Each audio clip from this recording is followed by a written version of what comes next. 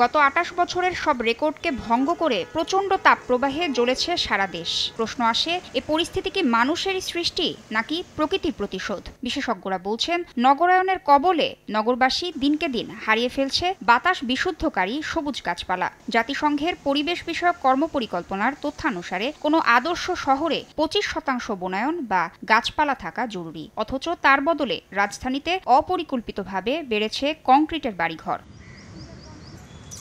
এই বৈশ্বিক অবস্থা থেকে উত্তরণের জন্য গ্রিন সিটি বাস্তবায়নের লক্ষ্যমাত্রা নিয়ে ২ লক্ষ গাছ রোপণ কার্যক্রম শুরু করল ঢাকা মহানগর দক্ষিণ ছাত্রলীগ। এই বৈশ্বিক অবস্থা থেকে উত্তরণের জন্য গ্রিন সিটি ক্লিন সিটি বাস্তবায়নের জন্য আমরা যে বৃক্ষরোপণ কর্মসূচি হাতে নিয়েছি, এটা ওভারঅল আমরা লক্ষ্যমাত্রা ধরেছি যে ২ লক্ষাধিক, কিন্তু এটি আমরা আশা করি এটি ওভার করবে।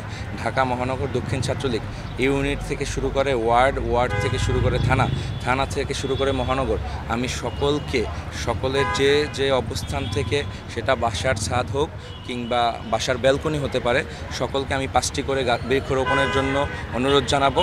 আমরা ছাদ বাগানের জন্য নির্দেশনা দিয়েছি এবং আমরা পরিকল্পনা করেছি। এটা প্ল্যান অনুযায়ী যারা সুন্দর এবং সুসজ্জিত এবং স্মার্টভাবে এই পরিকল্পনা বাস্তবায়ন করতে পারবে, এখান থেকে 1 থেকে 10 জন যারা হবে তাদেরকে আমরা অবশ্যই পুরস্কৃত করব।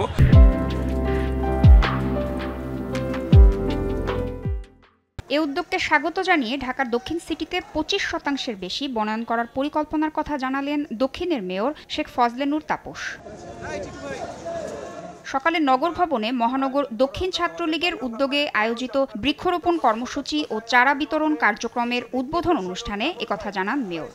শেখ হাসিনা যে রূপকল্প দিয়েছেন, এই বাংলাদেশে এখন আমাদের সবুজায়ন রয়েছে 17 ভাগে উন্নীত হয়েছে, যেটা এক সময় 10 ভাগের নিচে ছিল। এখন বৈশ্বিক যেই জলবায়ু প্রভাব, যে উষ্ণতার প্রভাব, সেই প্রভাবে তিনি আমাদেরকে লক্ষ্যমাত্রা দিয়েছেন যে বনায়ন এবং সবুজায়ন 25 ভাগে উন্নীত করা।